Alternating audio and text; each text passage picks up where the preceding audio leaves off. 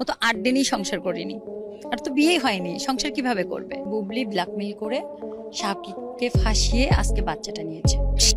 এইমাত্র মুখ খুললেন সাকিব খান, বুবলিকে আমি বিয়ে করিনি, বুবলি আমাকে ফাঁসিয়েছে।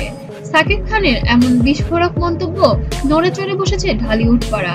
ঢালিউডে আবারও বড় ধাক্কা, বহুদিনের নীরবতা ভেঙে অবশেষে মুখ খুললেন সাকিব খান। এবার বুবলিকে নিয়ে বিস্ফোরক তথ্য দিলেন শাকিব খান।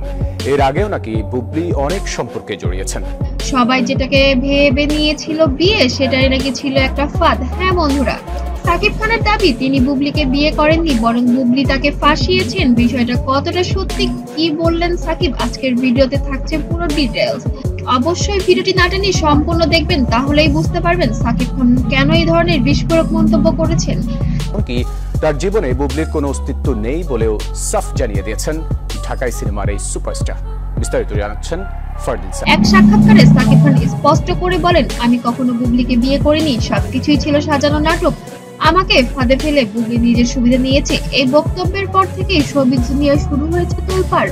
ভক্তরা অবাক, আসল সত্যি কি তবে এতদিন চাপা ছিল, নাকি এগুলো আবার নতুন কোনো আলোচনার ঝড়, নতুন কোনো ছবির ভাইরাল হওয়ার জন্য শুধু আলোচনায় থাকতে চাচ্ছেন তারা? সাকিবের ঘনিষ্ঠ সূত্রে জানিয়েছেন, বিয়ের কোনো অফিসিয়ালি ডকুমেন্ট নেই। পুরো বিষয়টা মিডিয়ার সামনে নাটকীয়ভাবে উপস্থাপন করেছিলেন শবনম বুবলি।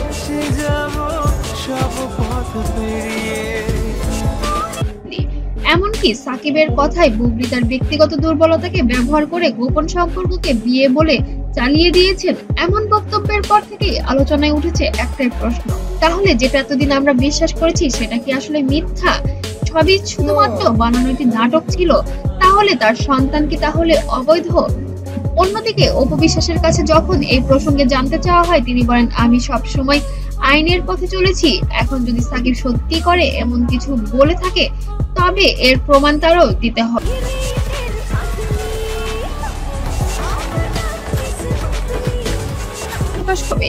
তবে এখানে বুবলির পক্ষ থেকেও প্রতিক্রিয়া আসছে। তিনি দাবি করেছেন, আমি কখনো সাকিবকে ফাঁসাইনি, সবকিছুই তার সম্মতিতেই হয়েছে। মানে এবার দাঁড়ালো একে অপরকে দোষারোপ। এবার দোষের খেলায় শুরু হয়ে গেছে তাদের মধ্যে। ভক্তরা দ্বিধায়, কে আসলে সত্যি বলছে। এখানেই ক্লাইম্যাক্স। তাহলে কি আমরা এতদিন যেটাকে স্বামী স্ত্রীর সম্পর্ক ভেবেছি সেটা ছিল একটা মিডিয়ার গেম, নাকি সাকিব নিজেকে বাজারে নতুন কোনো নাটক সাজাচ্ছেন? আপনারা কি মনে করেন, সাকিবের বক্তব্য কি সত্যি নাকি বুবলির দাবি সঠিক? কমেন্টে আপনার মতামত জানাতে যেন মোটেও ভুলবেন না।